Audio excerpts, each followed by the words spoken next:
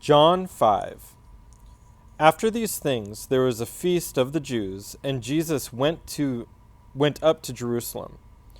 And there is in Jerusalem by the sheep gate a pool, which is called in Hebrew Bethesda, having 5 porticos.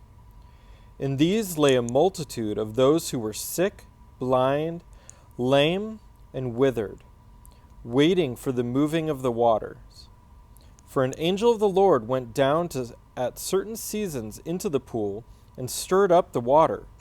Whoever then first, after the stirring up of the water, stepped in, was made well from whatever disease with which he was afflicted. A man was there who had been ill for 38 years. When Jesus saw him lying there, and knew that he had already been a long time in that condition, he said to him, "Do you wish to get well?" The sick man answered him, "Sir, I have no man to put me into the pool when the water is stirred up, but while I am coming, another steps down before me." Jesus said to him, "Get up, pick up your pallet, and walk." Immediately the man became well, and picked up his pallet and began to walk. Now it was the Sabbath on that day, so the Jews were saying to the men who was cured, "It is the Sabbath, and it is not permissible for you to carry your pallet." But he answered them, "He who made me well was the one who said to me, 'Pick up your pallet and walk.'"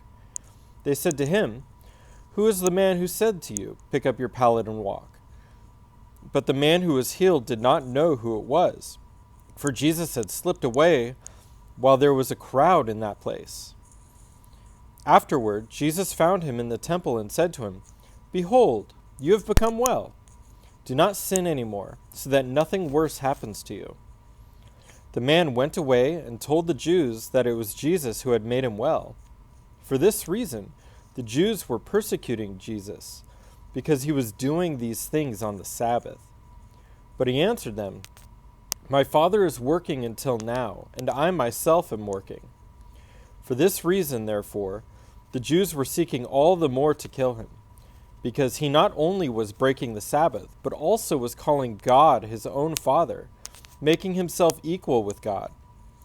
Therefore Jesus answered and was saying to them, "Truly, truly, I say to you, the Son can do nothing of himself, unless it is something he sees the Father doing.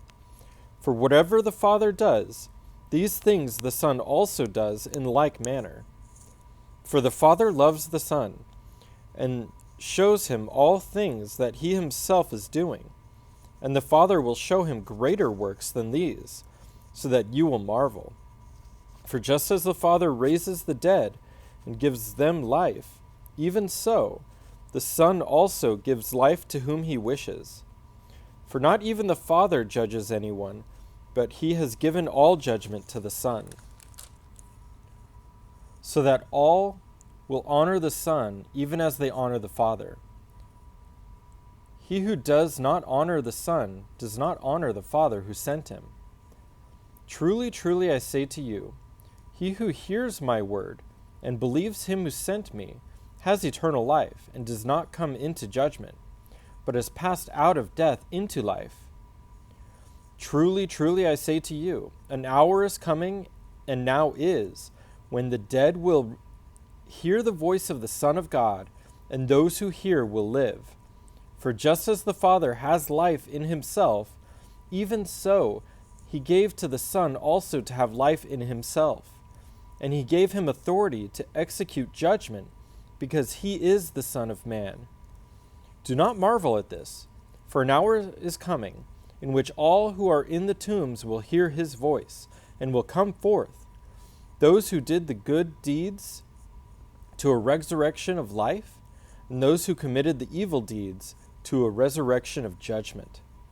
I can do nothing on my own initiative. As I hear, I judge, and my judgment is just, because I do not seek my own will, but the will of him who sent me. If I alone testify about myself, my testimony is not true. There is another who testifies of me, and I know that the testimony which he gives about me is true. You have sent to John, and he has testified to the truth. But the testimony which I receive is not from man, but I say these things so that you may be saved. He was the lamp that was burning and was shining, and you were willing to rejoice for a while in his light. But the testimony which I have is greater than the testimony of John. For the works which the Father has given me to accomplish, the very works that I do, testify about me that the Father has sent me. And the Father who sent me, he has testified of me. You have neither heard his voice at any time nor seen his form. You do not have his words abiding in you, for you do not believe him who he sent. You search the Scriptures because you think that in them you have eternal life. If it is these that testify about me, and you are unwilling to come to me so that you may have life. I do not receive glory from men, but I know you, that you do not have the love of God in yourselves. I have come in my Father's name, and you do not receive me. If another comes in his own name, you will receive him. How can you believe when you receive glory from one another and do not seek the glory that is from the one and only God? Do not think that I will accuse you before the Father. The one who accuses you is Moses, in whom you have set your hope. For if you believed Moses, you should believe me, for he wrote about me. But if you do not believe his writings, how will you believe my words?